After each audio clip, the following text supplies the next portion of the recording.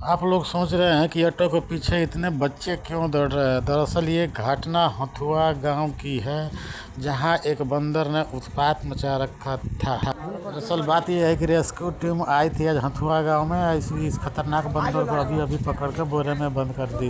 दरअसल ये बंदर जो था वो पागल हो गया था और ये हथुआ गाँव के 40 से 50 आदमियों को अभी तक काट चुका है। इसलिए इसको रेस्क्यू टीम आई आज और इस बंदर को पकड़ के बोरे में बंद करके ऑटो में लेकर चली गई। ये बंदर के उत्पात से आज पूरा हथुआ गांव के लोग खुशी का माहौल है।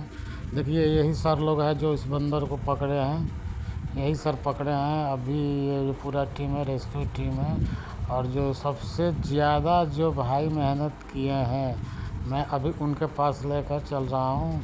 ये जो भाई साहब दिख रहे हैं ना, यही सबसे ज़्यादा मेहनत किए थे। मेहनत की है। देखिए ये हमारे भैया जो है ये सबसे ज्यादा मेहनत किए हुए हैं इस बंदर को पकड़ने के लिए। ब्लॉग बनाते हैं। हाँ ब्लॉग बनाते हैं। तो मेरा नंबर उसमें डाल दीजिए, अगर कहीं भी रेस्क्यू करना हो। अच्छा अपना नंबर बता दीजिए। 6393781733।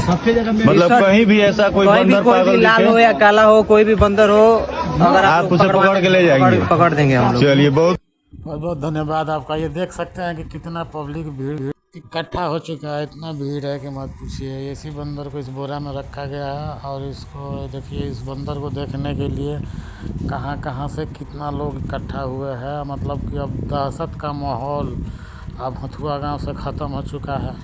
अब सारे लोग आज खुशी से मिठाई उठाई पटाखे भड़का रहे हैं। देखिए इसको ऑटो में कैसे लाद के ले जाया जा रहा है। इसलिए इस ऑटो के पीछे भीड़, पीछे पीछे बच्चे सब दौड़ भाग रहे थे। यही वजह था कि ऑटो के पीछे सारे आदमी, सारे लोग भाग रहे थे। चलिए नमस्कार।